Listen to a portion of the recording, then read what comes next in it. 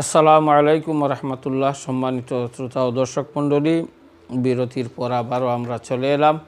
এই সময় যারা আমাদের অনুষ্ঠানে অংশগ্রহণ করেছেন আপনাদেরকে আমরা স্বাগত জানাচ্ছি। যারা নতুন এসেছেন আপনাদের জানার জন্য বলছি, আমরা পবিত্র হজ সম্পর্কে আমাদের সম্মানিত অতিথি আলোচনা করছেন। হজ কিভাবে করতে হয় সেই সম্পর্কে আলোচনা করছিলেন অত্যন্ত সুন্দরভাবে। সাথে সাথে আপনাদের কিছু প্রশ্ন উত্তরে দেওয়া হয়েছিল। আমরা প্রথমে এই প্রশ্নের উত্তরের দিকে চলে যাব ইনশাল্লাহ, তার পরবর্তীতে আমরা আলোচনা শুনব। জনাব মুফতি সাহেব, আপনি যে প্রশ্ন করেছিলাম যে বদলি হজ কোনটি করবেন, সেটা অত্যন্ত সুন্দরভাবে আপনি বলে দিয়েছেন ইনশাল্লাহ। এবং তারই সাথে উনি আরেকটু প্রশ্ন করেছিলেন। প্রশ্নটি হচ্ছে, উনি জানতে চেয়েছেন যে যদি কোনো মহিলা বা পুরুষ বদলি হজ করানো হয়, একজন মহিলার উপর হজ ফরজ ছিল, করতে পারেন নাই, উনার যদি বদলি হজ করানো হয় তাহলে কি মহিলাকে দিয়ে করাতে হবে না মানে পুরুষের দিয়ে পুরুষ এবং মহিলার কি আলাদা আলাদা, না যে কোনো জন অথবা শুধু পুরুষে বদলি হজ করলেই চলবে? এই ব্যাপারটি মহিলা বা পুরুষ বদলি হজের ক্ষেত্রে পুরুষের বদলি হজ পুরুষ দিয়েই করাতে হবে এবং করানো উত্তম। মহিলা দ্বারা করালে হজ আদায় হয়ে যাবে এবং মহিলার হজ মহিলা যদি অন্য কেউ আদায় করেন তাহলেও আদায় হয়ে যাবে। এতে কোনো নিয়ম এটা নেই যে পুরুষ দ্বারা না করালে হবে না এবং বা মহিলা দ্বারা না করালে হবে না। মহিলাদের হজ পুরুষ দ্বারা করানো যাবে, বরং উত্তম।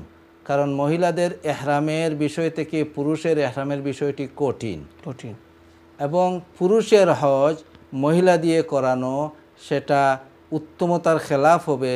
কারণ পুরুষের এহরাম এবং মহিলার এহরামের মধ্যে, এহরামের কাপড়ের মধ্যে সেইটার মধ্যে ভিন্নতা রয়েছে এবং অন্যান্য কার্যাবলীর ক্ষেত্রেও। তাই পুরুষদের দিয়েই করানো উত্তম, মহিলা দ্বারা করালেও হজ আদায় হবে ইনশাআল্লাহ। জি, অসংখ্য ধন্যবাদ। একজন খোলার চলে এসেছেন, আমরা কথা বলে নিই। হ্যালো, আসসালামু আলাইকুম। উনি চলে গেছেন, সমস্ত লাইনটি কেটে গেছে ইনশাল্লাহ। তাহলে যে পুরুষদের বদলি হজ পুরুষ দ্বারা করানো ভালো, বেটার, পুরুষ এবং মহিলার মহিলা। আবার চলে এসেছেন। হ্যালো, আসসালামু আলাইকুম। আসসালামু আলাইকুম। ওয়ালাইকুম আসসালাম রাহমাতুল্লাহি ওয়া বারাকাতুহু। ভালো আছেন? জি আলহামদুলিল্লাহ, আপনারা ভালো আছেন? জি আলহামদুলিল্লাহ ভালো আছি। জি বলেন আপনার ব্যাপারে কইছিলাম যে চুল যদি পুরুষ আইয়া খাটিয়ে দেন না, বেটিতে খাটি লইলে ওই ওখানটা জানতাম। আর আমরা তো যাইমু হজ, এখন হুজুরের লগে পড়িতাম নি জমাতে নামাজ না, আর পর আমরা এখন আইন পড়িতাম বাদে। আর আমরা গইমু তো 15-16 দিন হলাম। এখন সারা নামাজ পড়া লাগবো নি না, খালি বছর 2 রাকাতানি নামাজ পড়তাম? আপনারা যে টিকিট করছেন, টিকিট কতদিন? 15 দিনের উপরে না 15 দিন কম? যাবাই আবার 28 দিন। ওকে ইনশাল্লাহ। বুঝছেন? জি বুঝতে পেরেছি, ধন্যবাদ। আর কোনো প্রশ্ন আছে? ওকে, আপনারা এইবার হতে যাচ্ছেন, আমাদের জন্য দোয়া করবেন, সবার জন্য দোয়া করবেন এবং আমাদের অনুষ্ঠান আপনি দেখতে থাকুন ইনশাল্লাহ। মুহাদ্দিস সাহেব আপনার প্রশ্নের উত্তর দিবেন। জি সম্মানিত শ্রোতা দর্শক মণ্ডলী, আলহামদুলিল্লাহ অত্যন্ত গুরুত্বপূর্ণ এবং সুন্দর প্রশ্ন আমাদের কাছে চলে এসেছে। আমরা পর্যায়ক্রমে ইনশাল্লাহ সেই প্রশ্নের উত্তরের দিকে যাব। যে জিনিসটি মুফতি সাহেব উল্লেখ করেছেন যে একজন পুরুষের বদলি হজ পুরুষে করলে উত্তম এবং মহিলাও যদি করেন তাহলে হবে, এবং মহিলাদেরও পুরুষরা করলেও চলবে এবং মহিলার বদলি মহিলারা করলে চলবে। অসংখ্য ধন্যবাদ। তারপরের প্রশ্নটি হচ্ছে, উনি আরেকটি প্রশ্ন জানতে চেয়েছেন যে কোনো মানুষ নর্মাল সাধারণ একজন মানুষের দিন হজ করেন তাহলে ওই যে 3টি হজের মধ্যে কোনটি সবচেয়ে উত্তম, কোন পদ্ধতিতে হজ আদায় করা উত্তম, এই ব্যাপারে আইমে মাজাহিব মুস্তাহিদিনে কেরাম তারা ভিন্ন মত পোষণ করেছেন। হানাফি মাযহাব অনুযায়ী কিরান করা উত্তম, কেননা কিরান হজ্জের মধ্যে কষ্ট বেশি হয়ে থাকে এবং একই সাথে হজ ও উমরা একই এহরামের সাথে হয়ে থাকে, তাই কেরান করা উত্তম। কেরান করা উত্তম। অসংখ্য ধন্যবাদ জনাব। তারপরের প্রশ্নটি হচ্ছে যে যদি তামাত্তু হজে কেহ যান তাহলে তো উনি উমরা আগে করবেন তারপরে হজ করবেন, কেরান করলে উভয়টি করা যাবে। ইফরাদ যদি হয় তাহলে তো হজ আদায় করবেন, কিন্তু কেউ এই যে কোনো পদ্ধতিতে হজ করার পরে উনি মক্কায় যতদিন থাকবেন যদি মনে করেন যে আবার উনি উমরা করতে হয়, তাহলে উমরা করতে পারবেন কি, এবং যদি করতে পারেন তাহলে এই এহরাম কোথা থেকে বাঁধবেন? ধন্যবাদ। জি, অত্যন্ত এই বিষয়টা গুরুত্বপূর্ণ একটি প্রশ্ন আপনি নিয়ে এসেছেন। এই প্রশ্নটি আজকে মাদ্রাসাতে আমাদের কাছে এসেছিল। একজন জানতে চেয়েছেন যে উনি শুনেছেন এবং যে অনলাইনে বা এভাবে তিনি শুনেছেন যে একজন বলেছেন, একজন শেখ বলেছেন যে উমরা হজ করার পর উমরা তানিম থেকে করলে সেটা নিষিদ্ধ এবং সেটা শুধুমাত্র মহিলাদের জন্য, যে বিষয়ে হযরত আয়েশা সিদ্দিকা রাদিয়াল্লাহু তাআলা আনহাকে রাসূল সাল্লাল্লাহু আলাইহি ওয়াসাল্লাম অনুমতি দিয়েছিলেন, সেই বিষয় যদি থাকে আর একান্ত যদি কেউ করতে হয় তাহলে তিনি করতে পারবেন মিকাতের বাইরে গিয়ে, অর্থাৎ মিকাতের বাইরে তায়েফ গিয়ে তিনি ইহরাম করে আসতে পারবেন। এই প্রশ্নটি শোনার পর যে আমরাও চিন্তা করলাম, আমরা আলোচনা হলো, তখন আমি একটি কিতাব দেখালাম হুজুর এখানে আমরা আলোচনায়, যে রফিকুল হুজ্জাজ, সেখানের মধ্যে হজ্জের একটি কিতাব রফিকুল হুজ্জাজ, বাংলা ভাষায় আছে, ইংলিশেও আছে। সেখানের মধ্যে আনা হয়েছে এই দলিলগুলো যে সাহাবায়ে কেরাম উমরা করেছেন, তারা কেউ মিকাতের বাইরে যান নাই, হজ করার পর উমরা করেছেন, মিকাতের বারা যান নাই। এরপর হাদিস শরীফে এসেছে যে রাসূল পাক সাল্লাল্লাহু আলাইহি সাল্লাম আয়েশা সিদ্দিকা রাদিয়াল্লাহু তাআলা আনহা তার অসুবিধার কারণে তিনি উমরা পালন করতে পারেন নাই। তারপর রাসূল পাক ইসলাম তার ভাই হযরত আব্দুর রহমান বিন আবু বকর রাদিয়াল্লাহু তাআলা আনহুকে নির্দেশ দান করলেন যে হে আব্দুর রহমান, তুমি ওনাকে নিয়ে যাও তানিমে এবং সেখান থেকে তাকে হরমের বাইরে নিয়ে যাও এবং তাকে উমরার এহরাম করে নিয়ে আসো এবং সেই উমরা করো। এই হাদিসের মাধ্যমে রাসূল পাক ইসলাম তানিম তো এই যে মসজিদে আয়েশা বলা হয়। এর অর্থ হচ্ছে একজন হাজী সাহেব যখন অন্য দেশ থেকে, দূরদেশ থেকে মক্কা মুকাররমায় গিয়ে পৌঁছে যাবেন এবং যারা তামাত্তুকারী হবেন অথবা যিনি তামাত্তুকারী হবেন, তিনি এহরাম থেকে শেষ হওয়ার পর তার হুকুম চলে আসবে মক্কা শরীফের অবস্থানকারীদের হুকুম, এবং যারা কিরান অথবা তামাত্তু করবেন হজ করার পর তারা যতদিন অবস্থান করবেন তাদের হুকুম মক্কা শরীফের হুকুম। অর্থাৎ মক্কায় যারা অবস্থান করেন তারা যদি উমরা পালন করতে হয়, যে স্থানে তাদের মিকাত, তারা যে স্থান থেকে এহরাম করা শরীয়তে তাদের জন্য নির্ধারণ করে দিয়েছে এবং তাদের জন্য যথেষ্ট সেই স্থান থেকে এহরাম করা। তাই শরীয়ত নির্ধারণ করেছে মক্কাবাসী যারা, তারা উমরা পালন করতে হলে হরম শরীফের বাইরে যেতে হবে, অর্থাৎ হিল্লে যেতে হবে। আর হিল্লের নিকটতম স্থান হচ্ছে মসজিদে আয়েশা।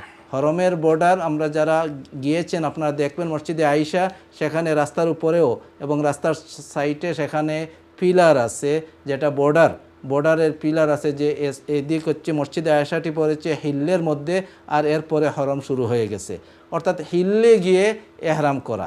দ্বিতীয়ত, একজন ইচ্ছা করলে তিনি হজ সম্পন্ন করার পর একাধিক উমরা করতে পারবেন। একাধিক উমরা করা সেটা সাহাবায়ে কেরামের আমল আছে, অনেক সাহাবী তারা করেছেন। হযরত আলী রাদিয়াল্লাহু তাআলা আনহু, হযরত জাবির রাদিয়াল্লাহু তাআলা আনহু, হযরত আনাস রাদিয়াল্লাহু তাআলা আনহু। মুয়াত্তা মালিকে হাদিস এসেছে, ইমাম মালিক রহমতুল্লাহ আলাইহি তার কিতাব মুয়াত্তা ইমামে মালিক, যে হাদিসের কিতাবটি বুখারী, মুসলিম এগুলো লিপিবদ্ধ হওয়ার পূর্বে যে কিতাবটিকে পূর্বর যুগে সেই সময়কার ওলামায়ে কেরাম সবচেয়ে বিশুদ্ধতম হাদিস গ্রন্থ বলে জানতেন। পরবর্তীতে বুখারী যখন আসলেন ইমাম বুখারি রচনা করলেন, ইমাম মুসলিম রাহিমাহুল্লাহ তাআলা মুসলিম শরীফ রচনা করলেন হাদিসের কিতাব হিসেবে, পরবর্তী উলামায়ে কেরাম তারা তার বুখারি শরীফ এবং মুসলিম শরীফকে বলেছেন সে দুটিও বিশুদ্ধ হাদিসের কিতাব।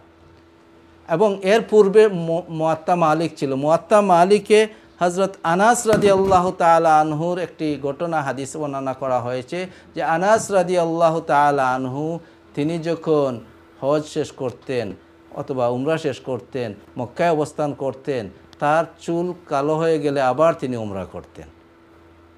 হযরতে জাবির রাদিয়াল্লাহু তাআলা আনহুকে প্রশ্ন করা হলো যে একজন হজ সম্পন্ন করার পরে সে উমরা করতে পারবে কি? তিনি উত্তর দিলেন অবশ্যই সে উমরা পালন করতে পারবে। তাই সাহাবায়ে কেরাম এই উত্তর দিয়েছেন।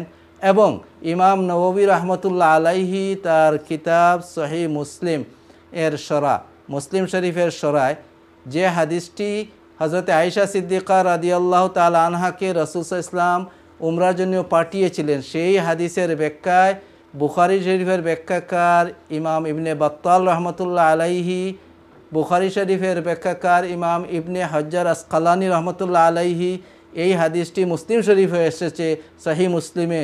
মুসলিম শরীফের ব্যাখ্যাকার ইমাম নববী রহমতুল্লাহি আলাইহি, ইমাম নববী রহমতুল্লাহ আলাইহি তিনি উল্লেখ করেছেন যে এই হাদিসে রসুল পাক সাল্লাল্লাহু আলাইহি ওয়াসাল্লাম যখন হজরতে আব্দুর রহমান বিন আবু বকর রাদিয়াল্লাহু তাআলা আনহুকে নির্দেশ দিলেন যে তুমি তোমার বোন আয়েশা সিদ্দিকাকে হরমের বাইরে নিয়ে ইহরাম করে আসো এবং তিনি উমরা করুক। এখান থেকে কি প্রমাণিত হলো? মুহাদ্দিসিনে কেরাম সেটা প্রমাণ করেছেন যে এই কথার থেকে রসুল পাক ইসলামের এই কথার থেকে একতারই দলিল প্রমাণিত হলো। এটাই প্রমাণিত হলো যে একজন হজ করার পর অন্য উমরা করা সেটা জায়েজ, একজন করতে চাইলে সে করতে পারবে। এবং সেটা করার জন্য জমহুর মুহাদ্দিসুন ফুকাহায়ে কেরাম, চার মাযহাবের ফুকাহায়ে কেরাম সবাই বলেছেন যে সেই উমরা করার জন্য মিকাতের বাইরে যেতে হবে না। কারণ মিকাতের বাইরে গেলে তিনি হরম থেকে চলে গেলেন। হরমের অবস্থানকারীদের জন্য মিকাত হচ্ছে উমরার জন্য তারা যাবেন হিল্লে, অর্থাৎ হরমের বাহিরে। এখন হরমের বাহিরে যদি তারা চলে যান, সেটা হরম হোক, সেটা হিল হোক, অথবা সেটা আফাক হোক, সেটা মিকাতের ভিতরের এরিয়া হোক অথবা মিকাতের বাহিরের এরিয়া হোক, যে কোনো স্থান থেকে তারা বাহির থেকে গিয়ে ইহরাম করে আসতে হবে। তাই যারা উমরা করলেন, মক্কা শরীফে গিয়ে পৌঁছে গেলেন, তারা মক্কা হুকুমে মক্কি। এর কারণেই তো যারা হজ্জে তামাত্তু পালন করবেন তাদেরকে হজ্জের ইহরাম হরম থেকে করতে হবে। বাহির থেকে যদি করেন, হরমের বাহির থেকে, হরম বলতে মসজিদে হরম নয়, হরম বলতে হরমের যে সীমানা আছে ওই সীমানা উদ্দেশ্য। এই সীমানা সেটা আজিজিয়া হরমের ভিতরে পড়ে। তাই হরমের সীমানার ভিতর থেকে তিনি হজ্জের এহরাম করতে হবে। 7 তারিখে করুন অথবা 8 তারিখে করুন, যখনই তিনি হজ্জের এহরাম করবেন, যিনি তামাত্তু পালন করবেন, মক্কাবাসীদের এহরামের মিকাত যেটি, সেখান থেকে এহরাম করতে হবে। তিনি যদি বাহিরে গিয়ে হজ্জের ইহরাম করে আসেন তাহলে তাকে দম ওয়াজিব হবে, কারণ তিনি মিকাত ক্রস করে এহরাম করেছেন। আর মক্কাবাসীরা উমরা করতে হলে তাদেরকে উমরার জন্য বাহিরে গিয়ে ইহরাম করে আসতে হয়। তাই যারা হজ সম্পন্ন করার পর মক্কা শরীফে থাকবেন তারা হরমের এরিয়ার বাহিরে যাবেন, এবং তার বাহিরে আদনা বা নিকটতম হচ্ছে মসজিদে আয়েশা। কোনো ফিকাহে কেরাম, ইমাম মালিক রহমতুল্লাহ আলাইহি তিনি বলেছেন যে মসজিদে আয়েশা থেকেই করতে হবে, এবং অন্য ওলামায়ে কেরাম বা ফুকাহায়ে কেরাম বলেছেন যে মসজিদে আয়েশা নয় বরং দূরবর্তী যেটা হবে সেটাতেই করা উত্তম। এর অর্থ নয় যে মসজিদে আয়েশা থেকেই করা সেটা নিষিদ্ধ, এর অর্থ নয় যে হরমের বাহির বলতে বোঝায় মিকাতে যাওয়া। মিকাত বলতে হচ্ছে যে যেখানে অবস্থান করছেন তার মিকাত ধর্তব্য। আমরা লন্ডন বা ইংল্যান্ডে যারা আছি, আমরা যখন হজ্জে যাব বা হাজি সাহেবরা যাবেন, যারা সরাসরি মক্কা শরীফে যাবেন, তাদের মিকাত হচ্ছে জুহফা, তাদের মিকাত হচ্ছে জুহফা। তার কারণে তারা জুহফা থেকে এহরাম করতে হবে, জুহফা থেকে এহরাম করতে হবে। যারা পূর্বর দেশ থেকে, আমাদের বাংলাদেশ থেকে যারা আসেন বিমানে অথবা জলপথেও তারা আসেন, তাদের মিকাত হচ্ছে ইয়ালামলম। তারা ইয়ালামলম ক্রস করার আগে এহরাম করতে হবে। মদিনায়ে তৈবা থেকে যারা আসবেন তাদের মিকাত হচ্ছে জুলহুলাইফা। জুলহুলাইফায় এসে তারা এহরাম করতে হবে অথবা পূর্বে এহরাম করতে পারবেন। তাই মক্কা শরীফে যারা অবস্থান করছেন, হজ্জের উদ্দেশ্যে হোক অথবা হজ উমরার উদ্দেশ্যে হোক, হজ উমরা করার পর তারা তখন যতক্ষণ মক্কা শরীফে অবস্থান করবেন তখন তাদের হুকুমটা মক্কাবাসীর হুকুম হবে। তাই সেখানের মানুষের যেটা মিকাত, সেই মিকাত থেকে করবেন এবং একাধিক উমরা করা সেটা জায়েজ। তবে একটা কথা হচ্ছে যে যারা তামাত্তু করবেন, হজ সম্পন্ন করার আগে একাধিক উমরা করার ব্যাপারে খুবই সতর্ক থাকবেন। কারণ উমরা সেটা হচ্ছে এই সময় করুন, উমরা সেটা সুন্নাহ অথবা নফল, আর আপনার মূল কাজ হচ্ছে হজ। তাই হজ্জের উপর বা আপনার কোনো দুর্বলতা আসুক, হজ্জের কার্যাবলীতে আপনি দুর্বল হয়ে পড়ুন, এমন কাজ করার থেকে বিরত থাকবেন। আর বেশি উমরা করা গিয়ে যদি আপনার হজ্জের ক্ষতি হয়ে যায়, তাহলে নফলের কারণে আপনার হজ্জে দুর্বলতা আসলো, এই বিষয়টি কিন্তু মাথায় রাখবেন। আর হজ সম্পন্ন করার পর হজ করার পর করলে উমরা করতে পারবেন, সেটা জুমহুর উলামায়ে কেরামের মত, সেটা সমগ্র উলামায়ে কেরামের মত। এমনকি বর্তমান কিছুদিন আগে যিনি মক্কার গ্র্যান্ড মুফতি ছিলেন বিন বাজ, শেখ বিন বাজ, তাকে প্রশ্ন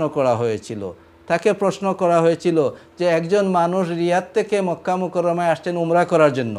তিনি মক্কা মুকাররমায় উমরা করার পর এখানে অবস্থান করছেন, তারপর তার আবার মনে হলো যে আমি আবার উমরা করব। সে কিভাবে উমরা করবে? সেটা কি জায়েজ হবে না সেটা নিষিদ্ধ? বা তাকরারে উমরা বা বারবার উমরা করা সেটা যায় না, বা সেটা যদি তানিম থেকে করা হয় সেটা কেমন হবে? উত্তরে তিনি বলেছেন যে একজন মানুষ উমরা করার পর আবার যদি উমরা করতে চায় তাতে কোনো অসুবিধা নেই, সে উমরা করতে পারবে।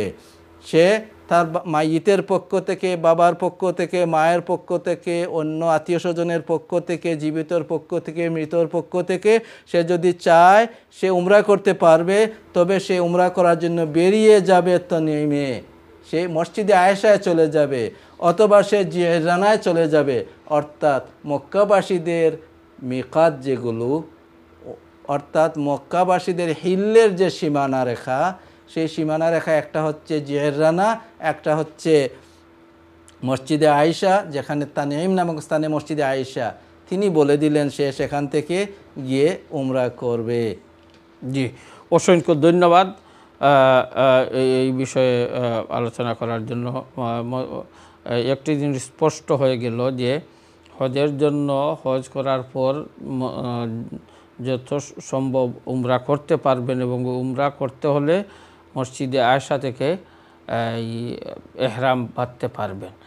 আর এই যে যারা তামাত্তু হজ করবেন তারা তো হজের পূর্বে উমরা না করা ভালো, মানে হজের মানে হয়তো হজের প্রতি হজের কোনো অসুস্থ হতে পারেন, এজন্য পরবর্তীতে করলে ভালো। এবং যদি হজ্জে তামাত্তুর যখন হজের এহরাম বাঁধবেন তখন মক্কা শরীফ থেকে হজের বাঁধবেন। এই যে আজিজিয়া থেকে নয়, আজিজিয়া এটা বললাম এই জন্য যে বর্তমানে শিফটিং যাদেরকে নেওয়া হচ্ছে, আজিজিয়া হরমের এরিয়ার ভিতরে পড়েছে, এভাবে দূরে যাদেরকে নেবে, অর্থাৎ তাদের জন্য হরম বলতে অনেক সময় আমরা মনে করি শুধুমাত্র মসজিদে হারাম, শুধু মসজিদে হারাম নয়, হরম বলতে একটা এরিয়া, যে বর্ডার, হরমের যে বর্ডার, এই বর্ডারে যে কোনো স্থান থেকে, অর্থাৎ যে যেখানে আছেন সেখান থেকেই হজ্জের যে হোটেল আছেন এই হোটেল থেকে করতে হবে, মানে এখান থেকে এহরাম বাঁধতে পারবেন শুধু তামাত্তু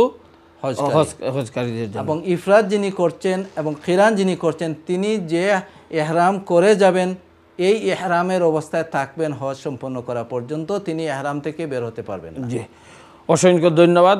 খুবই সুন্দরভাবে এবং এই বিষয়গুলো আলোচনা করলেন। এই বিষয়গুলো আমাদের মাঝে চলে আসে এবং অনেকে আমাদেরকে প্রশ্ন করেন এবং এগুলো আমাদের জানা একান্ত দরকার। এই বিষয়গুলো স্পষ্ট হয়ে গেল। অসংখ্য ধন্যবাদ আপনাকে। তার পরবর্তী প্রশ্ন যে একজন মহিলা উনি এইবার হজে যাচ্ছেন, উনি সরাসরি প্রশ্ন করেছিলেন যে চুল কাটার ব্যাপারে, মহিলাদের চুল কাটার ব্যাপারে, এবং উনি নামাজ ব্যাপারে যে জামাতে পড়তে পারবেন কিনা, এবং 18 দিন উনি যাতায়াত আসা যাওয়ায় 18 দিন উনি নামাজ কীভাবে পড়বেন। ধন্যবাদ প্রশ্নকারী বোনকে। আমরা দোয়া করি আল্লাহ রাব্বুল আলামিনের কাছে যে আল্লাহ রাব্বুল আলামিন আপনাদের হজ্জের সফরকে সহজ করে দিন এবং হজ্জে মাকবুল এবং মাবরুর নসিব করুন, আমিন। আপনার প্রশ্নগুলো অত্যন্ত গুরুত্বপূর্ণ। চুল কাটা, মহিলাদের চুল কাটা তারা নিজেরা যদি একজন মহিলায় কেটে দেন তাহলে সেটা হয়ে যাবে, এজন্য মাহরামের অপেক্ষা করা জরুরি নয়। তবে চুল কাটার ব্যাপারটি হচ্ছে আপনি যদি হজ্জে কিরান করে থাকেন অথবা হজ্জে তামাত্তু করে থাকেন, তাহলে আপনার যে সময় সংবাদ আসবে কুরবানি হয়ে গেছে, প্রথম কাজ হবে যে আপনি কঙ্কর নিক্ষেপ করা, মুজদালিফা থেকে আসার পর কঙ্কর নিক্ষেপ হবে। কঙ্কর নিক্ষেপ করার পর আপনার কোরবানি আদায় করা হবে। যখন আপনার কাছে কোরবানি আদায়ের সংবাদ এসে যাবে তখন আপনারা হালাল হতে পারবেন, অর্থাৎ চুল কর্তন করতে পারবেন। তখন চুল কর্তন করা একজন অন্যজনের কেটে দিলে সেটা হয়ে যাবে, সেজন্য মাহরামের অপেক্ষা করা জরুরি নয়।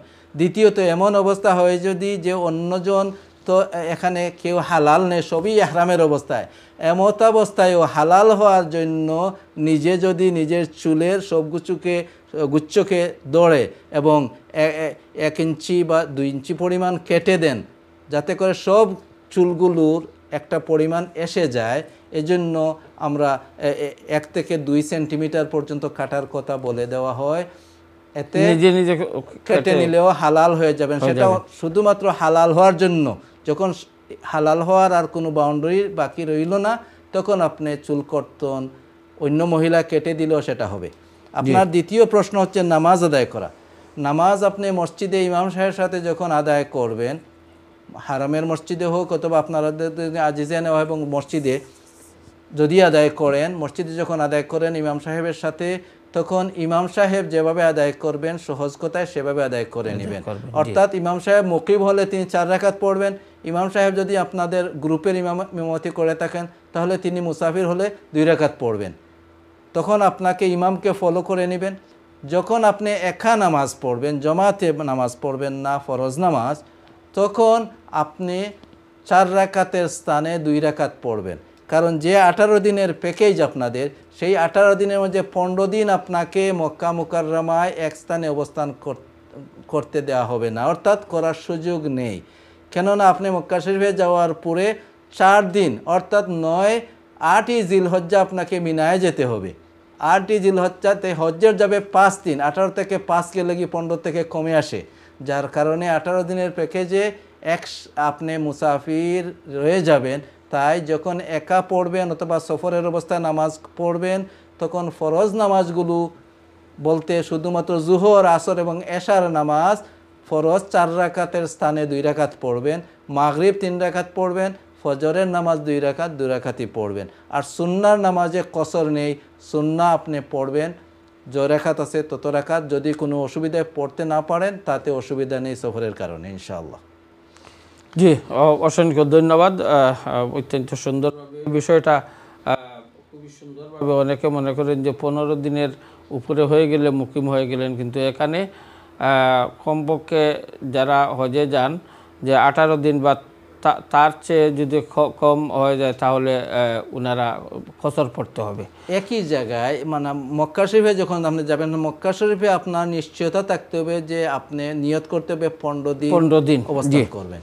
কিন্তু এই 15 দিনের ভিতরে তো আপনার হজের জন্য অবশ্যই আপনাকে যেতে হবে মিনায়, তারপর আরাফায়, তারপর মুজদালিফায়, তারপর আবার মক্কা শরীফে আসলেন, হজ্জে তাওয়াফে জিয়ারা করলেন, আবার মিনায় চলে যাওয়া, যার কারণে এখানে 15 দিন হচ্ছে না। তাই আপনারা মুসাফির অবস্থা থাকবেন। আর যারা 15 দিন হবে, প্রথম যাওয়ার পরে মিনায় যাওয়ার আগ পর্যন্ত যাদের 15 দিন হবে, তারা মুকিম মুকিম হয়ে গেলেন। যাবেন, জি। তারা একা আদায় করলেও পুরা নামাজ আদায় করবে। জি, অসংখ্য ধন্যবাদ জনাব। আমরা এখনই শেষ করতে হবে। সম্মানিত শ্রোতা ও দর্শক মণ্ডলী, আমরা অনুষ্ঠানের শেষ পর্যায়ে এখনই আমাদের অনুষ্ঠান শেষ করতে হবে। ইনশাল্লাহ আমরা আগামী সপ্তাহে বাকি আলোচনা করব।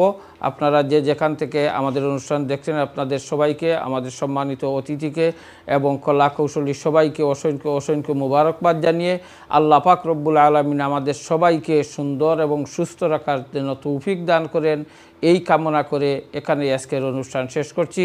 আসসালামু আলাইকুম ওয়া রাহমাতুল্লাহি ওয়া বারাকাতুহু।